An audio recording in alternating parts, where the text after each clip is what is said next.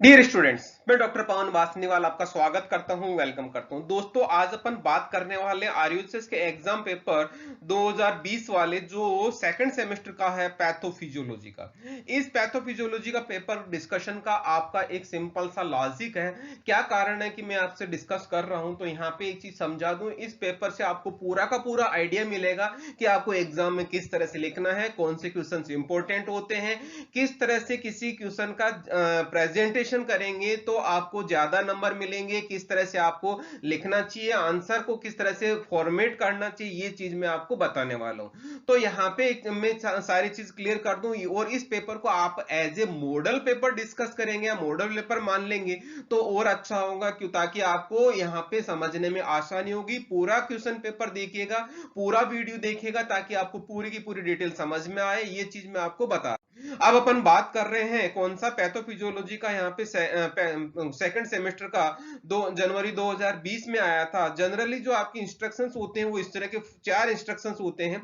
मैं यहाँ पे इंस्ट्रक्शन बता दूं वन बाय वन शॉर्ट में, ताकि आपको एग्जाम में ये चीज प्रॉब्लम फेस ना करनी पड़े। पहला इंस्ट्रक्शन होता है किसी के लिए कि आपको क्वेश्चन पेपर पे रोल नंबर के अलावा कुछ नहीं लिखना है। यदि कुछ लिखते हो तो आपको अनफेयर मींस में काउंट किया जा सकता है। दूसरा सेक्शन ए के लिए होता है, कौन सा है? क्वेश्चन नंबर 1 और क्वेश्चन नंबर 2 आपको पूरे करने होते हैं। कंपलसरी सेक्शन होता है। ये 5-5 नंबर के क्वेश्चंस होते हैं। एक क्वेश्चन 2 नंबर का होता है, शॉर्ट वाला क्वेश्चन होता है, ताकि आपको पूरे करने हैं। इस तरह से 20 नंबर का सेक्शन होता है। ओके, फिर आता है उसके बाद में सेक्शन बी, जिसमें क्वेश्चन 3, 4 और 5, इसका मतलब 3 क्वेश्चन होते हैं, लेकिन आपको 2 ही क्वेश्चन करने होते हैं। डिस्क्रिप्टिव मोड का पेपर होता है, और यहाँ पे आपके पास चॉइस होता है एक क्वेश्चन छोड़ने का। लेकिन यहाँ पे डिस्क्रिप्टिव मोड का मतलब एक क्वेश्चन 10 नंबर का, और इस तरह से आपके पास में 20 नंबर का क्वेश्चन होता है। ओके, 20 नंबर का सेक्शन होता है पूरा का पूरा। अब उसके बाद में फोर्थ सेक्शन पॉइंट आता है सेक्शन सी के लिए। क्वेश्चन नंबर 6 और 7 होते हैं, जिनमें 5 और 4 क्वेश्चन होते हैं, लेकिन यहाँ पे आपके पास चॉइस रहता है हर क्वेश्चन में।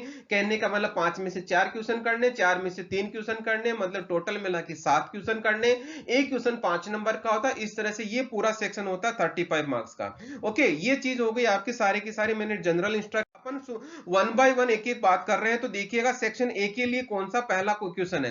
देखिए, आंसर वेरी शॉर्ट क्वेश्चन है, 20 वर्ड्स का है। तो पहला देखिएगा, यहाँ पे यदि मैं क्वेश्चन की बात करता हूं तो क्वेश्चन ने बड़ा टिपिकल सी लैंग्वेज है। यहाँ पे समझने की बात यह कि आपको आंसर क्या करना है, एग्जामिनर डिफाइन नहीं किया है, लेकिन मैं आपको यहाँ पे किस तरह बता रहा हूं कि आपको आंसर करोगे किस तरह से करोगे तो आपको पूरे नंबर मिलेंगे। एग्जामिनर ने यहाँ पे स्ट्रोक वर्ड लिख दिया, एट्रोपी वर्ड लिख दिया, मेटाप्लेजिया लिख दिया, मेनिंजाइटिस लिख दिया, ओस्टियोपोरोसिस लिखा। एग्जामिनर ने यहाँ पे डिफाइन नहीं किया कि आपको आंसर क्या करना है, मतलब उसका कॉजेटिव ऑर्गेनिज्म लिखना है, इसका पैथोलॉजी लिखना है, इसका डेफिनेशन लिखना है, क्या लिखना है, अभी भी एग्जामिनर के समझ में नहीं आया। तो यहाँ पे मैं आपको, यदि आप आंसर करेंगे तो क्या लिखेंगे, सबसे पहले मैं आपको बोलूंगा यहाँ डेफिनेशन लिखेंगे इन सभी की। ये सारे के सारे डिजीज है, इन सभी की सारे के सारे डिजीज है। चाहे स्ट्रोक की बात करूं, एट्रोपी करा, मेटाबल्सिया कह रहा हूं, मेनिंजाइटिस कहूं या ऑस्टियोपोरोसिस कहूं, तो सभी की आप सबसे पहले डेफिनेशन लिखेंगे। और दूसरा एक डेफिनेशन भी टू द पॉइंट, दूसरा उसका कॉजेटिव ऑर्गेनिज्म लिख देंगे। या तो कॉजेटिव ऑर्गेनिज्म लिख देंगे, या उसका जो कॉज है, उसका रीजन क्या है इस डिजीज का, वो चीज लिख देंगे। एक लाइन में लिखेंगे। कोशिश करना बिल्कुल टू द पॉइंट आंसर करेंगे, डिस्क्रिप्टिव मोड में नहीं जाना, ताकि आपका आंसर कंप्लीट हो जाएगा। तो यहाँ पे डेफिनेशन और इसका रीजन लिख देंगे तो आपका आंसर कंप्लीट हो जाएगा। ओके, क्योंकि इसमें इसके सिवाय अपन ज्यादा नहीं लिख सकते। एक क्वेश्चन 2 नंबर का है। ओके, अब अपन बात करते हैं नेक्स्ट। देखिएगा question number second, answer the following question in very short. तो देखिएगा यहाँ पे किस तरह से, अगेन एग्जामिनर यहाँ पे कुछ नहीं बताया, typhoid, syphilis, inflammatory bowel disease, gout और हेपेटाइटिस। तो यहाँ पे उसने क्या पूछा है वो एग्जामिनर को भी नहीं पता कि क्या पूछ रहा है। तो यहाँ पे मैं शॉर्ट क्वेश्चन के हिसाब से आंसर कैसे लिखेंगे, सबसे पहले इसकी डेफिनेशन लिख देंगे कि ये डिजीज क्या होती है, और उसके बाद में इसका कॉजेटिव कॉज लिख देंगे कि इसका ये रीजन क्या है।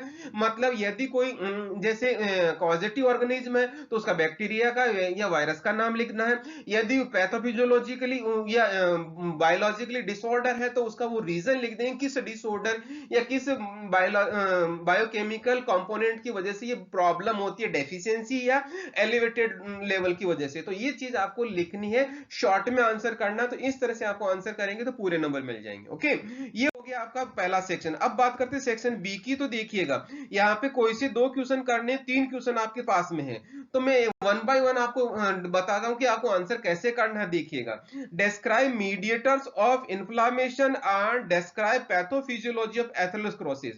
तो ध्यान देना, यहाँ पे 2 चीज पूछी है एग्जामिनर ने। तो पहला तो है इन्फ्लामेशन के बारे में, पहला है इन्फ्लामेशन के बारे में। तो इन्फ्लामेशन को आपको कैसे करना है, देखिएगा, सबसे पहले इसका आपको डेफिनेशन लिखना है, डेफिनेशन के बाद में इसका पैथोलॉजी लिखना है। पैथोलॉजी का मतलब यहाँ पे इन्फ्लामेशन कैसे होता है वो फ्लो चार्ट बनाना है, वो फ्लो चार्ट बनाना है। ओके, फ्लो चार्ट बनाओगे तो अच्छा रहेगा। फिर उसी के बाद में पैथोफिजियोलॉजी ऑफ एथेरोस्क्लेरोसिस। अब आ जाओ एथेरोस्क्लेरोसिस। एथेरोस्क्लेरोसिस में ध्यान देना, यहाँ पे अगेन यहाँ पे वही चीज लिखनी है, डेफिनेशन लिखनी है और उसका पैथोलॉजी लिखना है, मतलब फ्लो चार्ट लिखना है कि ये कैसे डेवलप होती है। तो कहने का मतलब एक क्वेश्चन में ही 2 क्वेश्चन सब सेक्शन हो गए, inflammation as well as atherosclerosis. Okay, तो ये हो गया आपका पहला क्वेश्चन, जिसमें क्वेश्चन नंबर 3 आ रहा है। फिर आता है right in detail about cardiovascular disease describe hypertension. तो ध्यान देना, कार्डियोवैस्कुलर डिजीज के लिए आपको आंसर कैसे करना है, कार्डियोवैस्कुलर डिजीज क्या होती है वो चीज आपको डेफिनेशन लिखनी है। कार्डियोवैस्कुलर डिजीज की डेफिनेशन हो गया।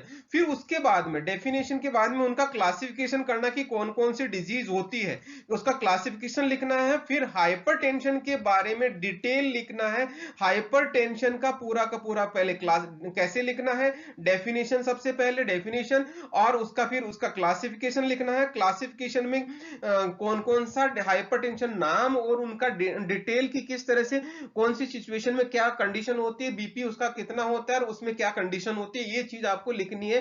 तो डिस्क्राइब मोड में जाना है, 10 नंबर का सवाल है, तभी आपको पूरे नंबर मिलेंगे। ओके, फिर उसके बाद में define homeostasis, right in detail about morphology of cell injury. तो ध्यान देना, सबसे पहले होम्योस्टेसिस की डेफिनेशन लिखनी है, होम्योस्टेसिस की डेफिनेशन लिखनी है और उसके बाद में ये एग्जैक्टली क्या होता है थोड़ा सा एक्सप्लेन करना है। क्यों, क्योंकि आपको ये 10 नंबर का सवाल है।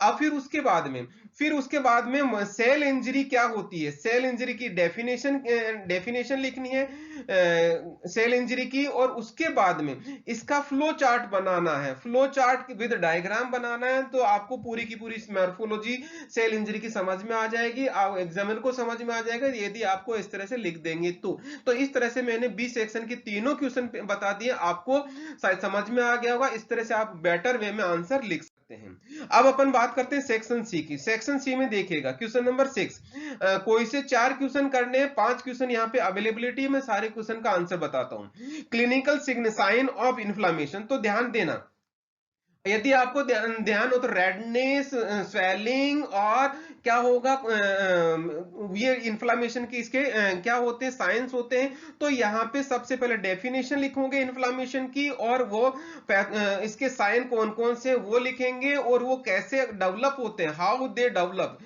दे डेवलप, वो चीज आपको लिखनी है। तो वो चीज आपको लिख देंगे तो पूरा का पूरा आंसर कंप्लीट हो जाएगा, मतलब फ्लो चार्ट ही बनाना है। फिर उसके बाद में नेक्स्ट है एसिडोसिस एंड एल्कलोसिस। ध्यान देना, एसिडोसिस और एल्कलोसिस की डेफिनेशन लिखना है। सिंपल सी मैं बात करूं, एसिडोसिस का मतलब पीएच डाउन जाना, एल्कलोसिस का मतलब पीएच इंक्रीज जाना of the blood of the human body. तो ये हो गया एसिडोसिस और एल्कलोसिस। ये कितने तरीके के होते हैं और कैसे होते हैं, रीजन क्या होता है, वो चीज आपको बताना है। तो ये चीज आपको शायद समझ में आ गया होगा। आंसर कैसे करना है, एसिडोसिस 2 तरीके का होता है, एल्कलोसिस 2 तरीके का होता है, उसका फ्लो चार्ट में पैथोलॉजी टाइप में लिखना है, तब आपका आंसर कंप्लीट हो जाएगा। क्लियर।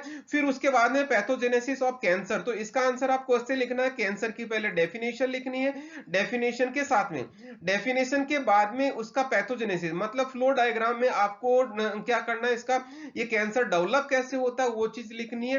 फ्लो डायग्राम में डायग्रामेटिक प्रेजेंटेशन के साथ में लिखेंगे तो ज्यादा अच्छे नंबर मिलेंगे। क्लियर।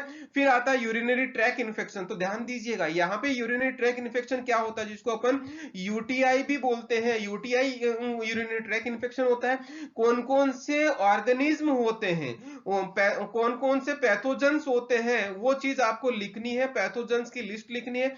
वो लिस्ट लिखने के बाद में उनकी वजह से कौन क्या क्या प्रॉब्लम्स होती है, और फ्लो चार्ट में यदि उनका सेट ऑफ सीक्वेंस लिख देंगे तो आपको 100% पूरे नंबर मिल जाएंगे। ओके। फिर उसके बाद में आता पैथोलॉजी और पैथोफिजियोलॉजी ऑफ रूमेटॉइड आर्थराइटिस। तो रूमेटॉइड आर्थराइटिस की सबसे पहले डेफिनेशन लिखना है, और उसके बाद में फ्लो चार्ट में उसका क्या करना है, इसका पैथोलॉजी पैथोफिजियोलॉजी लिख देंगे, मतलब आप ये कैसे डेवलप होती है, ऑटोइम्यून डिजीज है तो किस वजह से किस तरह से स्टार्ट होता है, अल्टीमेटली पेशेंट को किस सिचुएशन का सामना करना पड़ता है, सिम्टम्स के साथ में लिखेंगे तो आपका आंसर कंप्लीट हो जाएगा। ओके, ये हो गया। अब उसके बाद में क्वेश्चन नंबर 7 आता है। यहाँ पे कोई से 3 क्वेश्चन करने, आपके पास 4 ऑप्शन है, मैं इंडिविजुअल बताता हूँ। What is schizophrenia. तो सीजोफ्रेनिया की सबसे पहले डेफिनेशन, और यहाँ पे ध्यान देना सीजोफ्रेनिया की कॉजेज लिखने हैं। कॉजेज कैसे कि कौन से बायोमॉलिक्यूल की वजह से, कौन से न्यूरोट्रांसमीटर की डेफिशिएंसी या एलिवेटेड लेवल की वजह से ये प्रॉब्लम होती है, और उसका फिर सेट ऑफ सीक्वेंस लिखेंगे। सेट ऑफ सीक्वेंस का मतलब फ्लो चार्ट में इसका आंसर करेंगे। कॉजेज में आपको बायोकेमिकल एलिवेटेड और मतलब डिक्रीज लेवल दोनों चीज आपको लिखनी चाहिए। ओके। फिर आता है write short note on thalassemia. Similarly ये है तो इसका अगेन डेफिनेशन लिखना है, इसका कॉजेज लिखना है, कौन किसकी वजह से होता है, और इसका फ्लो चार्ट लिखना, फ्लो चार्ट के फॉर्म में इसका क्या करना है, पैथोलॉजी लिखना है कि किस तरह से ये डिजीज डेवलप होती है। क्लियर। फिर आता है next, explain megaloblastic anaemia. Megaloblastic anaemia, ध्यान देना सबसे पहले आपको आंसर करना है, एनीमिया की डेफिनेशन बतानी है। डेफिनेशन बताने के बाद में, डेफिनेशन के बाद में इसका आपको थोड़ा सा स्लाइटली ज्यादा डिटेल में नहीं जाना, यहाँ पे क्लासिफिकेशन लिखना है। फिर उसके बाद मेगलोब्लास्टिक एनीमिया क्या होता है, और मेगलोब्लास्टिक एनीमिया की डिटेल जानना है उसका फ्लो चार्ट के साथ में, तो आपका आंसर बहुत अच्छा प्रेजेंटेशन फॉर्म में जाएगा। इस तरह से आपको आंसर करेंगे तो पूरे नंबर मिल जाएंगे। ओके। फिर आता है क्लासिफिकेशन ऑफ कैंसर। तो मैं यहाँ पे रिकमेंड करूंगा सबसे पहले कैंसर की आपको डेफिनेशन लिखनी चाहिए, डेफिनेशन के बाद में इसका क्लासिफिकेशन लिखना चाहिए। क्लासिफिकेशन सिंपली नाम लिखने से काम नहीं चलेगा, यहाँ पे उनका शॉर्ट डिस्क्रिप्शन देना है, शॉर्ट डिस्क्रिप्शन देना, ताकि आपको आंसर पूरा हो जाए और आपको मार्क्स पूरे मिले। तो दोस्तों इस तरह से आपको मैंने चीज बता दी है। यहाँ पे मैंने ये आपको इंस्ट्रक्शंस बताए हैं, इस तरह से सेक्शन ए बताया है, यहाँ पे सेक्शन बी बताया है, और ये सेक्शन सी बताया है। यदि आपको फिर भी समझ में नहीं आया तो कमेंट बॉक्स में जरूर कमेंट कीजिएगा, मैं आपको फिर से दूसरी चीज और बताऊंगा ताकि आपको और अच्छा फायदा मिल सके। अभी भी आपने चैनल को सब्सक्राइब नहीं किया तो चैनल को सब्सक्राइब कर लेना, बेल आइकन को इनेबल कर लेना, और अपने दोस्तों को जितना हो सकता है शेयर करना।